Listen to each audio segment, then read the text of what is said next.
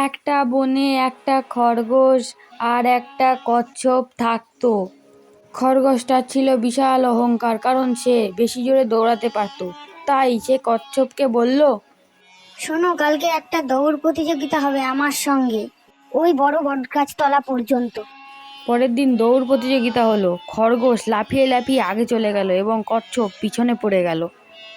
খরগোশ ভাবলো, যে কচ্ছপ তো আস্তে আস্তে আসে, আমি না হয় ঘুমিয়েই নি, ও যখন আসবে তখন আমি দৌড়ে পালিয়ে যাব, ওর আগে জিতে যাব আমি, তাই একটু ঘুমিয়েই নি। এদিকে কচ্ছপ এগিয়ে যেতে থাকে তার গন্তব্যের দিকে। সে কিন্তু থামেনি। অবশেষে সে পৌঁছে যায় এবং সেই জিতে যায়।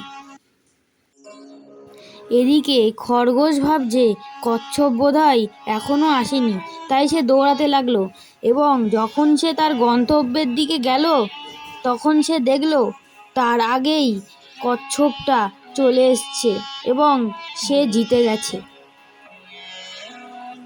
নীতি কথা: ধীরে হলেও নিয়মিত চেষ্টা করলে সাফল্য পাওয়া যায়।